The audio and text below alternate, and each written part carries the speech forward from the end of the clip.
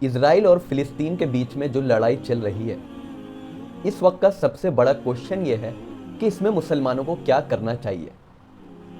اللہ کے رسول صلی اللہ علیہ وسلم نے فرمایا کہ ظالم کی بھی مدد کرو اور مظلوم کی بھی مدد کرو۔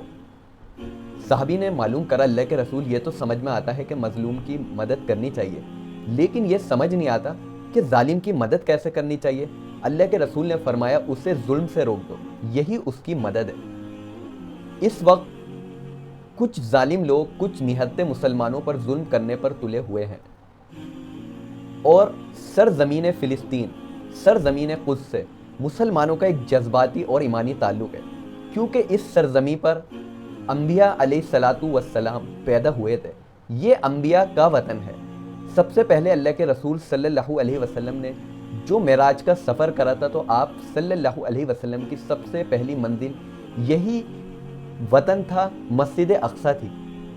دوستو، ہمارا اس وقت فرض بنتا ہے کہ ہم ان مسلمانوں کی مدد کریں، کیونکہ اللہ کے رسول صلی اللہ علیہ وسلم نے فرمایا ہر مسلمان ایک مسلمان کے بھائی کی طرح ہے، یعنی نہ مسلمان پر ظلم کرتا ہے، اور جب اس پر ظلم ہوتا ہے تو وہ اس کو نہتا نہیں چھوڑتا، اکیلا نہیں چھوڑتا۔ آپ نے فرمایا کہ جو مسلمان کسی مسلمان کی حاجت روائی کے لیے، اس کی مشکلات کو دور کرنے کے لیے لگ جاتا ہے، تو اللہ تعالیٰ اس کی پریشانیوں کو، اس کی مشکلات کو دور کرنے کے لیے لگ جاتا ہے۔ اور اللہ کے رسول نے پھر فرمایا کہ اگر کوئی مسلمان اس پریشانی کو دور کر دیتا ہے، تو اللہ تعالیٰ جو اس پر قیامت کے دن خوف ہوگا، جو اس پر پریشانی ہوگی، جو اس کے نام اعمال میں کمی ہوگی، تو اللہ تعالیٰ اس کو دور کر دے گا۔ کیا دوستو یہ حدیث ہمارے لیے کافی نہیں ہے؟ کہ آج کیا ہو رہا ہے، ہم ابھی بھی بیدار نہیں ہوئے۔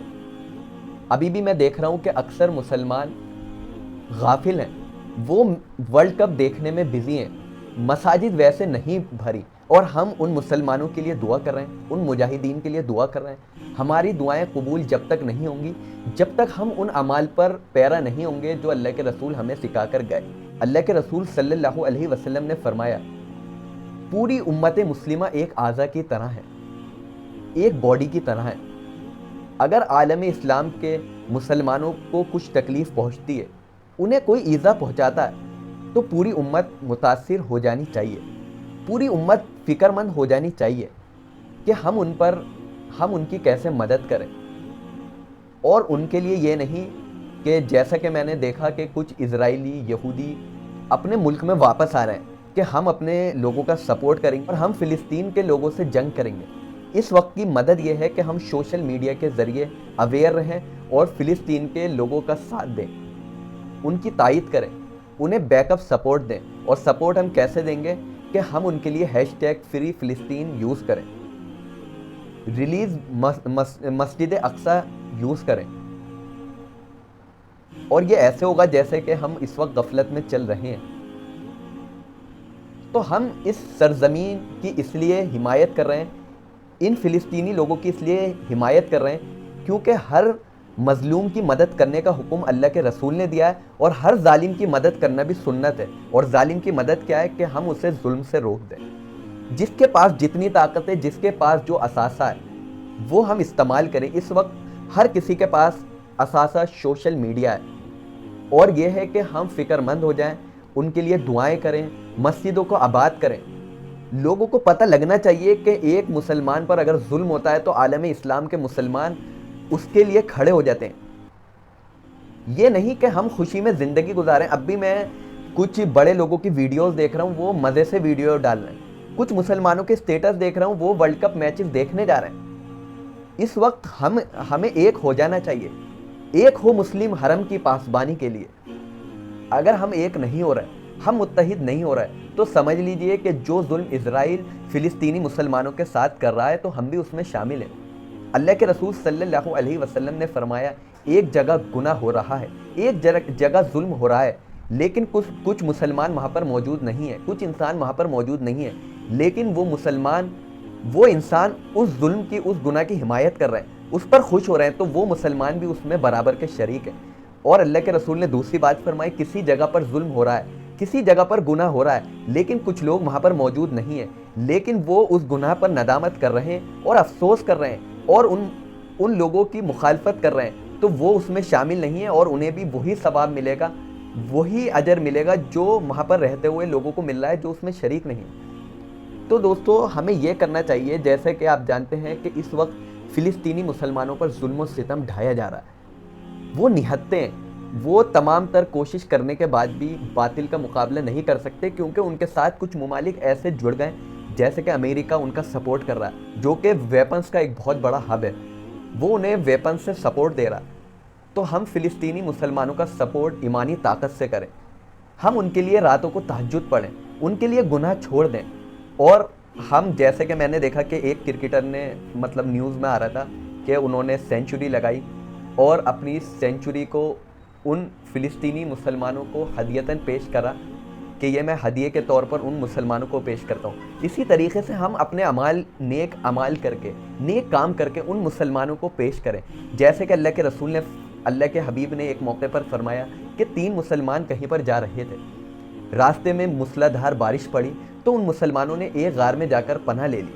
अचानक क्या हुआ कि जो पत्थर गार के ऊपर था वो लुढ़क कर गार के सामने आ गया और उस गार का मुंह बंद हो गया। तो जो 3 इंसान उसमें बंद हुए, उन्होंने कहा कि जिस किसी को भी अपने नेक अमाल याद हो जो उसने अल्लाह की रज़ा के लिए किए हो, वो अल्लाह की बारगाह में पेश करे। देखिए, इसमें एक सबक हमें ये मिलता है कि अगर हम पर कोई मुश्किल आ जाए या किसी पर आ जाए तो हम उससे ये कहें कि अपने नेक अमाल जो तुमने अल्लाह की रज़ा के लिए किए हो वो अल्लाह की बारगाह में पेश करो।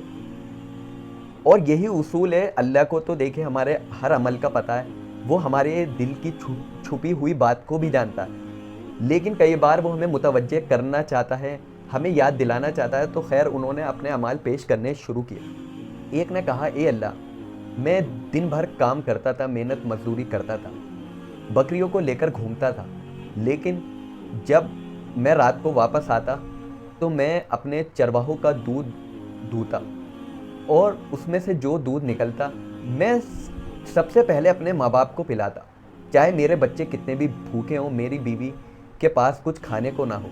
एक दिन क्या हुआ, मैं रात को देर से लौटा और मेरे वालिदैन सो गए और मेरे बच्चे भूखे थे, लेकिन मैं पूरी रात खड़ा रहा, लेकिन मैंने अपने वालिदैन को नहीं जगाया। अगर अल्लाह ये अमल मैंने तेरी रज़ा के लिए किया हो तो मेरे इस अमल को कबूल फरमा और इतनी चट्टान को खोल दे कि हम आसमान को देख लें।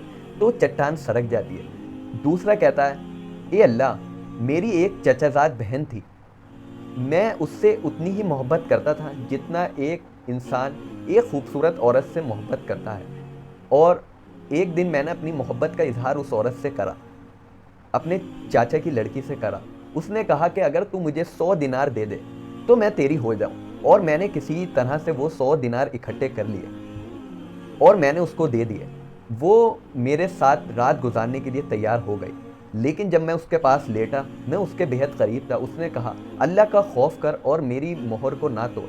तो मैंने अल्लाह का खौफ करा और उसे छोड़ दिया। ये अल्लाह, अगर ये अमल मैंने तेरी रज़ा के लिए किया हो तो इस चट्टान को थोड़ा सा और हटा दे। तो वो चट्टान 2/3 सिरक जाती है। तीसरा शख्स कहता है, ए अल्लाह, मैंने एक मजदूर से अपने खेत में मजदूरी करवाई और जब मैं उसको मजदूरी देने लगा तो उसने मजदूरी लेने से इनकार कर दिया और वो चला गया। तो मैंने क्या करा, उसकी मजदूरी के पैसे से अनाज बो दिया और उससे मैंने खूब अपनी फसल में तरक्की करी और मेरी आमदनी में खूब इजाफा हुआ। कुछ दिन बाद वो मजदूर लौट गया और उसने कहा, ए मालिक, मेरी मजदूरी मुझे वापस कर दे। तो मैंने कहा कि ये जो सरमाया तुम देख रहे हो, ये जो तुम बाग बगीचे देख रहे हो, ये सब तुम्हारी आमदनी से कमाया। तो वो कहने लगा, क्यों मजाक करते हो? मैंने कहा, मैं कसम खाता हूँ ये सब तुम्हारे ही, और मैंने वो सब चीज़ें उसको दे दी। ए अल्लाह, अगर मैंने ये अमल तेरी रज़ा के लिए किया हो तो इस चट्टान को हटा दे। तो वो चट्टान पूरी तरीके से हट जाती है। तो दोस्तों, इस वक्त मौका है कि जो मजलूम मुसलमान उस वक्त इस लड़ाई को लड़ रहे हैं, अपनी आज़ादी की लड़ाई को लड़ रहे हैं, तो हम उन्हें बैकअप सपोर्ट दें, क्या नेक अमाल करके। जो जितना इख्तियार रखता है, जो जितनी क़ुव्वत रखता है, वो उनका सपोर्ट वैसे ही करे। देखिए, अभी हम वहाँ तक जा नहीं सकते, लेकिन हम अपने अमाल को उन तक पहुँचा सकते हैं, अल्लाह की बारगाह में पेश कर सकते हैं। और ये जब होगा जब हम अपने गुनाहों को छोड़ देंगे, सिर्फ उन मुसलमानों के लिए। क्योंकि दोस्तों, वक्त बदलने में देर नहीं लगती। जो आज उनके साथ हो रहा है, कल को हो सकता है हमारे साथ भी हो। क्योंकि आपको मैं एक स्टेटमेंट बता दूं, एक चिवियांके है जो इस वक्त ہندوؤں کا لیڈر بنتا ہے وہ یہ کہہ رہا ہے کہ اسرائیل کا سپورٹ کرو تاکہ اسرائیل آنے والے وقت میں آنے والی لڑائی میں ہمارا سپورٹ کرے، کیونکہ وہ یہ چاہتا ہے کہ ہم ہندوستان میں مسلمانوں سے جنگ لڑیں۔ اور آپ دیکھ رہے ہیں جگہ جگہ موب لنچنگز ہو رہی ہیں، جگہ جگہ نہتے بے قصور مسلمانوں کو مارا جا رہا ہے، لیکن اس پر کوئی کارروائی ایسی نہیں ہو رہی جیسی ہونی چاہیے۔ تو یہ اسی لڑائی کی بات کر رہے ہیں جو یہ ہم سے لڑنا چاہتے ہیں، لیکن ہم اچھے کام کر کر، نیک کام کر کر آپسی بھائی چارے کو زندہ کریں گے، اور ہم جو کام ہم ویپن سے نہیں کر سکتے وہ کام ہم عمال سے کریں گے، اچھے کام اور اچھے کرم سے کریں گے، اور ہم ہر اس مظلوم اور ہر اس نہتے انسان کے ساتھ کھڑے رہیں گے جس پر ظلم ہو رہا ہے۔ اور یہ سنت ہم اس لیے ادا کر رہے ہیں کیونکہ اللہ کے رسول نے فرمایا ظالم کی بھی مدد کرو، مظلوم کی بھی مدد کرو۔ السلام